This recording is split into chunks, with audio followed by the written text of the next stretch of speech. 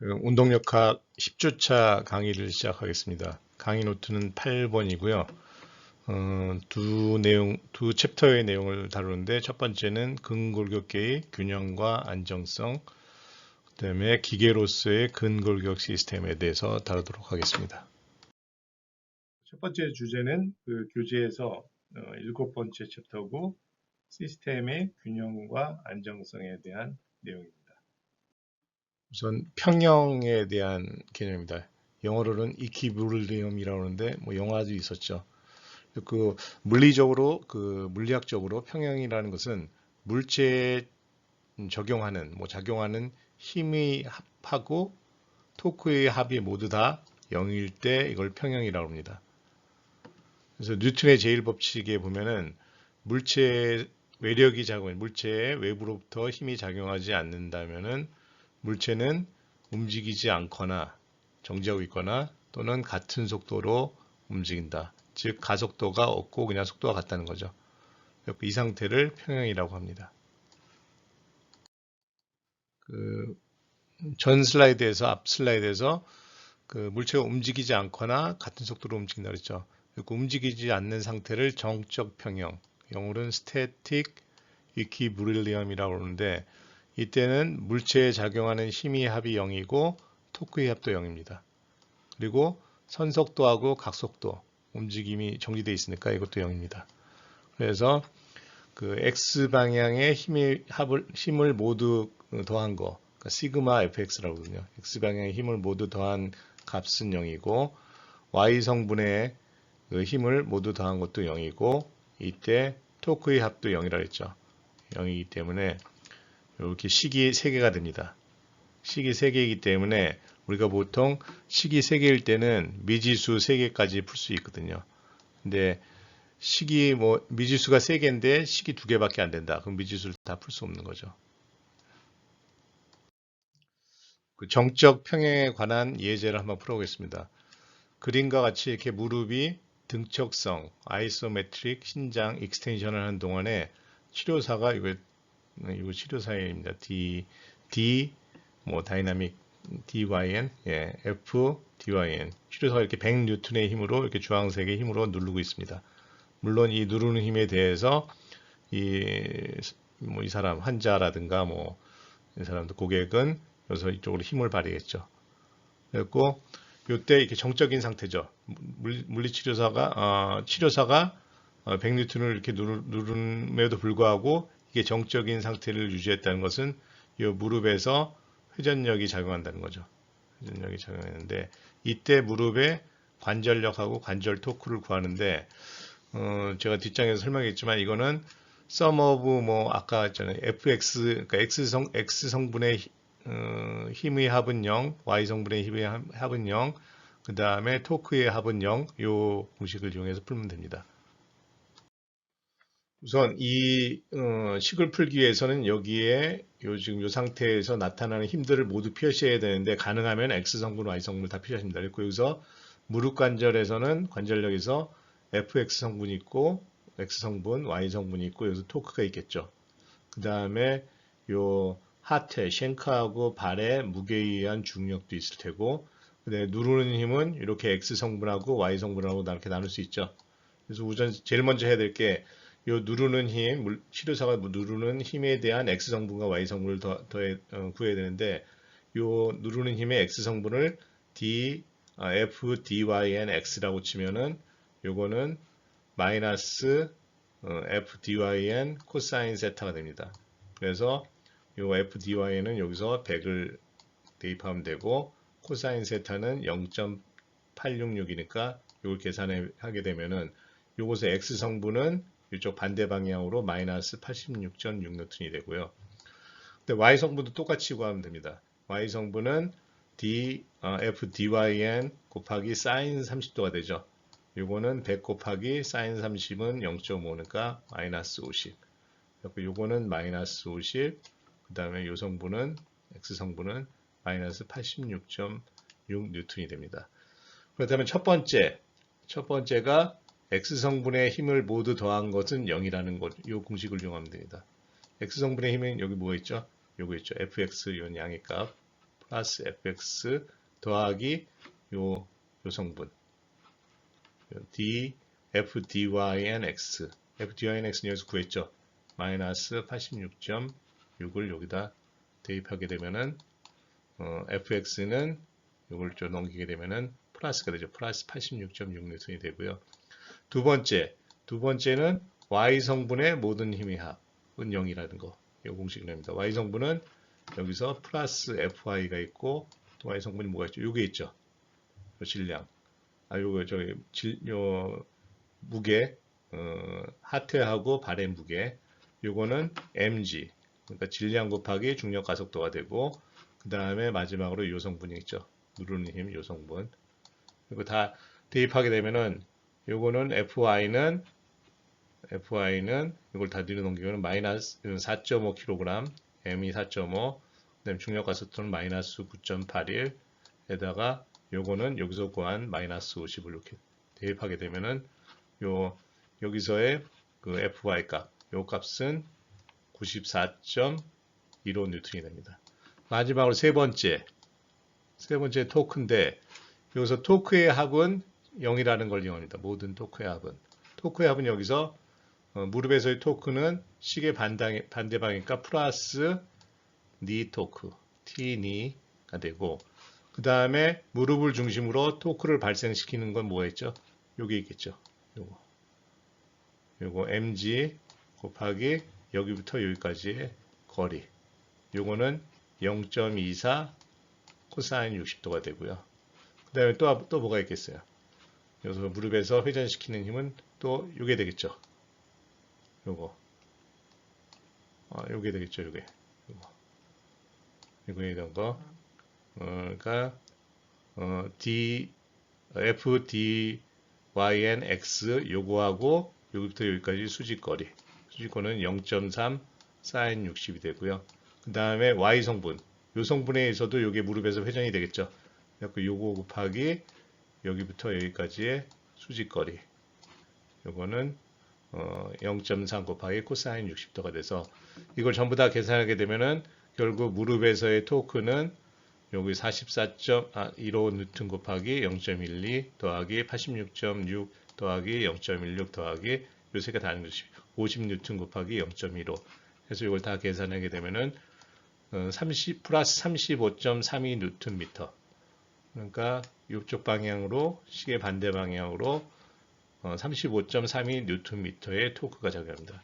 우리가 미지수 fx, fy, 그다음에 t, 토크, d에서의 토크가 전부 다 구했죠. 그 구한 거는 식이 3개이기 때문에 구한 겁니다. 여러분들 뭐 이게 너무 어려워갖고 이해 못할 수도 있는데 어떤 개념이라는 것만 이해하시면 됩니다. 그리고 실제 우리가 실험할 때는 이런 식으로 해서 무릎에서의 관절력하고 관절 토크가 얼마나 걸리는가를 우리가 실제로 실험에서 계산하거든요. 그리고 어느 지점에서 몇 뉴턴으로 어느 방향으로 누를 때 무릎에서 걸리는 토크가 얼마인가 이런 방식으로 우리가 계산할 수 있습니다. 다음은 동적 평형인데 제가 두 번째 슬라이드에서 얘기한 것처럼 외부에서 힘이 가해지지 않으면은 정지되어 있거나 아니면 같은 속도로 움직인다는 거거든요. 근데 이거는 같은 속도로 움직이는 평형입니다. 즉 다이나믹 이퀴리브리엄인데 물체가 움직이긴 하지만은 속도의 변화가 없는 상황, 즉 가속도가 0인 상황이죠. 여기서 속도는 크기와 방향 모두 포함됩니다. 그래서 아까 sum of fx, x 성분의 힘의 합은 아까 제로였는데 이거 대신에 f equal ma랑 똑같습니다. 질량 곱하기 x 방향의 가속도. 그 다음에 sum of fy는 이거 뭐냐면 y 성분의 힘의 합은 질량 곱하기 ma, 여기서 a는 수직 성분이죠. 그러니까 y 성분의 가속도. 그 다음에 이때 토크의 합은 t는 I 알파라 해서 이거는 관성 모멘트 곱하기 각가속도가 됩니다. 이거 풀어준 게 이거고요. 네. 그래서 이때 토크의 합은 일반적으로 어떤 물체의 질량 중심에서의 토크의 합을 계산하고요. 이때도 마찬가지로 식이 3개이기 때문에 3개의 미지수까지 풀 수 있습니다. 관련된 예제를 이건 좀 상당히 어려운 부분이라서 여러분들 좀 제가 설명하기도 좀 쉽지는 않을 것 같은데요. 이 개념만 제가 설명할게요. 이게 뭐냐면은 요 발목 중 관절을 중심으로 해서 발이 이렇게 회전하고 있는 그러니까 이게 뭐 돌시프렉션 하고 있는 거죠. 돌시프렉션 하고 있는데 요 발 자체도 좀 움직이면서 돌시프렉션 하고 있습니다.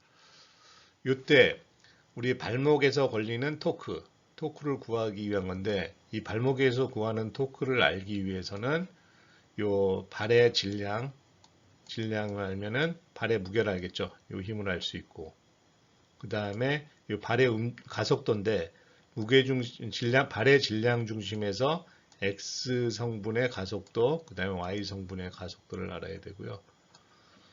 그 다음에 요게 발 자체의 관성 모멘트, 그 다음에 발이 회전할 때 회전 각 가속도 알파를 알면은 이와 같은 공식을 이용해서 이건 뭐 제가 설명을 특약하겠습니다. 이런 공식을 이용해서 요 발목 관절에서의 토크 값을 알 수 있는 거죠. 토크가 여기서는 이렇게 돌아간다는 거죠. 토크가 이쪽 방향으로 1.17 뉴턴미터가 된다는 겁니다. 그리고 실제로 우리가 뭐 예를 들어 축구 킥을 할 때 뭐 여기서 공의 무게 공을 차는 힘이 빠졌지만은 축구킥 뭐 태권도 킥 할 때 발목에서의 관절 토크가 회전력이 얼마인지를 알려면은 이런 식으로 해서 요게 무게 중심 요 발목의 관절 중심 그다음에 요 길이 요거까지 수직거리 그다음에 수평거리도 알고 그다음에 측정해야 되는 게 요 가속도들 그 다음에 실제로 요 가까속도 이런 것들을 실제로 영상 분석이라든가 아니면 모션 분석, 예, 모션 분석이라 해서 저희는 3차원까지 가거든요. 이거 2차원인데 3차원 동작 분석을 통해서 이런 것들을 다 구한 다음에 이런 수식을 통해서 계산해서 발목에서의 토크를 구합니다. 그리고 여러분이 만약에 운동역학적으로 학위 논문을 쓰게 되면은 요때 그 각 동작별로 동작별로 발목에서의 요 토크 회전력이 얼마인지 이런 것들을 여러분들이 실험을 통해서 측정한 다음에 계산해서 이렇게 이걸 비교하고 그렇게 합니다. 그리고 실제로는 여러분들 대학원이기 때문에 대학원 수준에서는 충분히 이런 걸 배워야 되는데 예, 지금은 그냥 이런 개념만 소개하는 걸로 정도로 하겠습니다.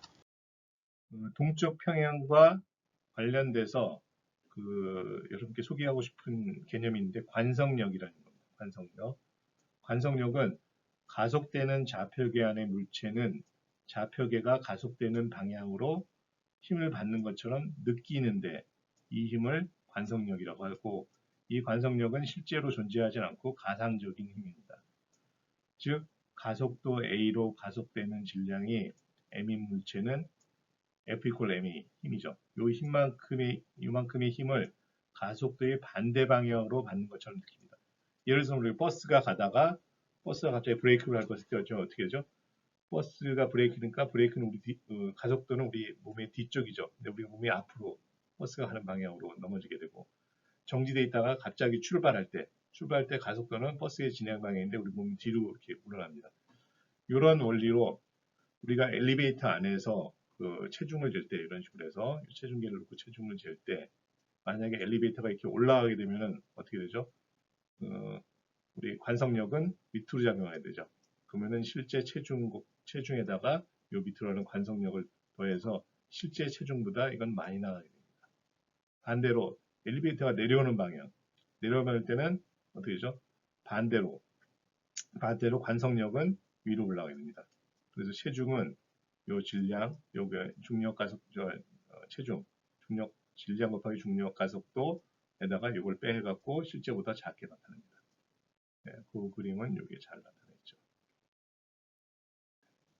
그래서 가속도의 크기가 빠르면 빠를수록 커지면 커질수록 체중은 더 무거워지고 내려올 때는 이 가속도가 크면 클수록 이거는 체중은 줄어듭니다.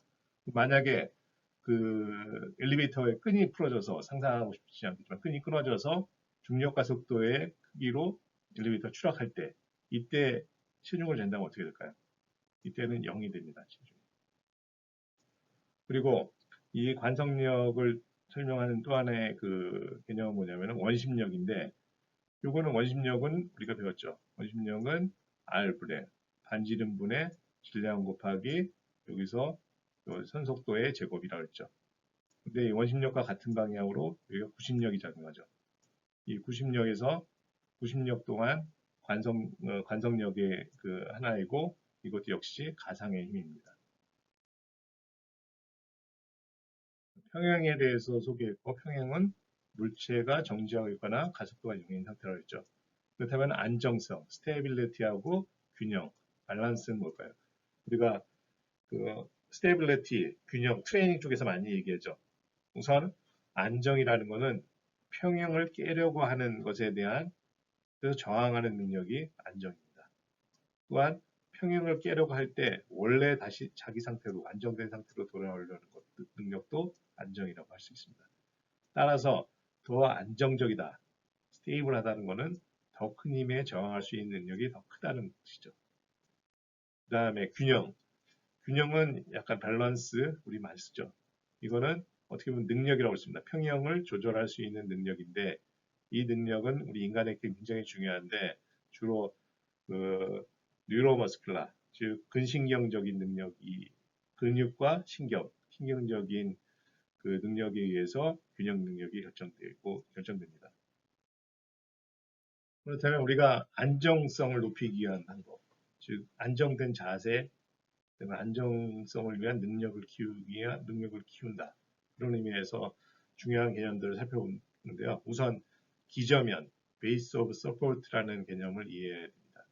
기저면은 바닥에 접촉하고 있는 모든 점들을 연결한 도형의 총 면적이라고 볼 수 있습니다. 이와 같이 우리가 이렇게 목발을 짚고 있을 경우에 기저면은 요 두 발과 목발을 연결한, 이게 기저면이 되는 거죠. 기점이 되고, 이거는 우리의 무게중심, 목발을 포함한 무게중심이 향하는 것, 무게중심점이 됩니다. 이런 경우에는 뒤로 했을 경우, 이때는 발이 이렇게 있고, 내 목발이 뒤에 있으니까 이게 기점면이 됩니다. 그리고 이렇게 목발을 옆으로 했을 경우에는 기점면이 이렇게 되고요. 그리고 이거는 뭐 우리가 다양한 자세를 취할 때의 기점면을 나타냅니다. 이거는 아마 머리 대고 물구나무 서기 할 때의 기저면 같습니다. 두 손이 되고 여기에 머리가 나면은 기저면이 이렇게 넓어지게 되죠. 그래서 두 손으로 하는 물구나무 서기보다 머리 대는 경우에 기저면이 넓어 안정적이 되는 거죠. 그렇다면 기저면과 우리의 균형과는, 정적 균형과는 어떤 관계가 있는가?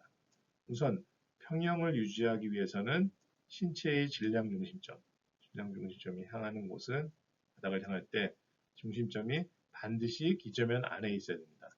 이게 만약에 기저면 밖으로 벗어나게 되면은 여기서 여기 더 기울어져서 기저면 바깥으로 무게중심이 옮겨지면은 이거는 쓰러지게 되는 거죠. 안정이 깨지는 거고, 반대도 마찬가지입니다. 반대도 무게중심이 기저면 바깥으로 가면은 뒤로 자빠지게 되죠. 그래서 항상 우리 자세를 바꿔서 우리의 질량 중심이 이 기저면 안에 놓여 있도록 하는 게 저희가 밸런스입니다. 그다음에 안정성은 토크의 개념으로도 설명할 수 있는데, 결국 이렇게 해서 쓰러지는 건 토크의 회전력에 의한 건데, 이 상태, 지금 요게 작용하는 힘은 오직 여기 중력만 있을 경우에, 기저면이 있을 경우에 굉장히 안정적이죠. 여기서 토크가 없습니다. 근데 만약에 이 삼각형의 요 지점에다가 이렇게 F라는 힘을 가했을 때는 두 가지 토크가 작용하는데, 여기서 이게 회전축이라고 봤을 때 중력, 무게중심에 의한 중량에 의한 중력에 의해서 토크가 생기겠죠. 이쪽으로 돌아가는 토크가 생기고, 여기서는 여기부터 요 힘과 여기까지 모멘텀의 길이 고불해서 이런 토크가 생기겠죠. 그래서 이 중력에 의한 토크, 이쪽으로 돌아가는 거, 이거는 복원력이라고 합니다. 원래 다시 이 자세로 돌아오려고 하는 것. 그 다음에 만약에 여기인데 요 중력에 의한 토크가 요 회전축을 지나가게 될 경우, 이때는 이게 더 쓰러지는데 이게 더 일조를 하겠죠. 요거를 와해력이라고 합니다. 그렇다면 안정성을 증가시키는 요인에 대해서 소개하겠는데 한 6가지 정도 됩니다. 첫 번째는 더 안정적이 되려면 질량이 커야 되고 관성 모멘트가 커야 됩니다. 예를 들어서 씨름선, 스모 선수 생각하면 되죠. 체중이 많은 스모 선수가 더 안정되겠죠. 그 이유는 이걸 가속하기 위해 더 큰 힘과 토크가 필요하기 때문에 이 안정을 무너뜨리기 위해서 더 큰 힘과 토크가 필요하기 때문에 더 큰 질량과 관성 모멘트는 안정성을 증가시키는 요인입니다. 두 번째는 더 큰 마찰력. 왜냐하면 마찰력이 여기 보면은 여기서 힘이 작용할 때 마찰력의 크기는 뭐죠? 요 수직력은 체중이죠. 이 질량이 아니라 여기 중량이죠. 중량 곱하기 마찰 계수거든요. 그래서 마찰 계수가 만약에 동일하다면은 이 중량이 큰 게 더 중요하고 중량이 큰 게 더 안정적인 거고 그 다음에 마찰 계수가 높아지면은 더 큰 힘을 발휘해야 되기 때문에 이 마찰력이 중요합니다. 마찰력은 이런 수평 방향의 움직임을 막거나 정지시키는 데 사용되는 그런 힘으로서 마찰력. 그래서 저희가 신발을 선택할 때 마찰력이 좋은 신발을 많이 쓰죠. 특히 체육관에서 더 안정된 움직임을 어, 제공받기 위해서. 세 번째 요인은 무게중심을 더 낮게 가져가는 겁니다. 우리가 뭐 자세 취할 때 뭐 레슬링 선수 같은 경우는 무게중심을 낮추죠. 씨름도 마찬가지고. 왜냐하면 또 동일한 힘이 작용할 때 무게중심이 낮은 경우하고 높은 경우입니다.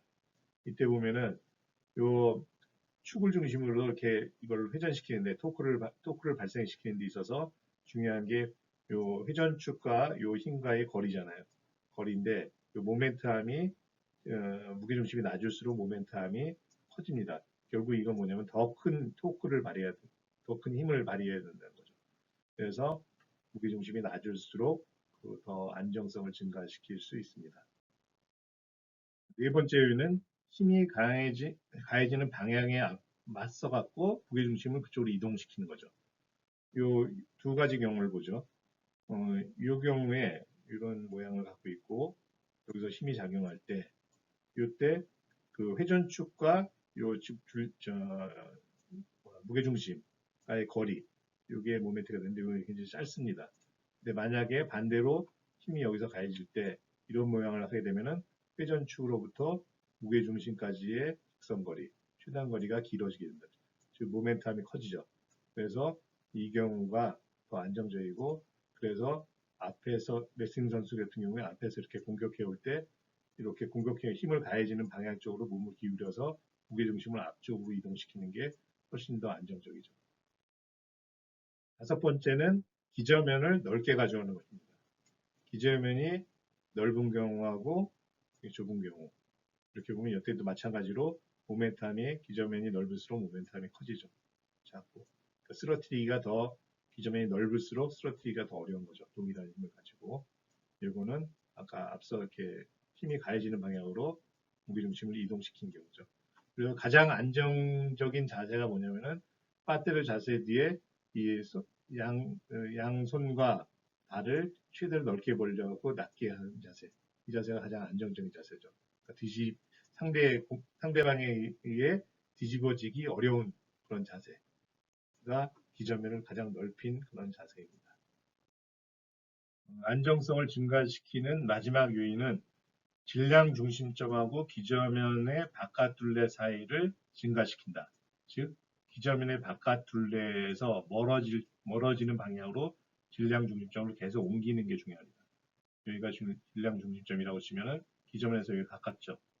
여기서는 여기서 많이 불안정해질 경우가 많습니다. 그래서 우리는 동적인 자세를 취할 때, 서 있을 때도 마찬가지지만 한 발로 서 있는 자세를 우리가 상상해 보죠. 그러면 무게중심점이 막 움직이죠. 움직일 때 움직이면서 우리가 하고자 하는 게 뭐냐면은 이 기저면 안에 가능하면 이 중심 쪽에 무게중심이 오도록 계속 조정하는 능력입니다.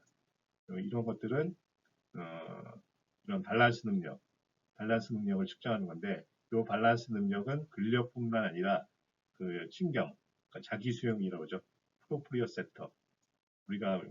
우리 몸의 관절이라든가 뭐 이런 위치가 어디에 있는지 어떻게 움직이는지를 우리가 자각하는 그런 그 수용기거든요. 이런 능력이 굉장히 중요하죠. 그래서 우리가 밸런스 트레이닝 할 때는 자기 수용기 트레이닝을 많이 합니다.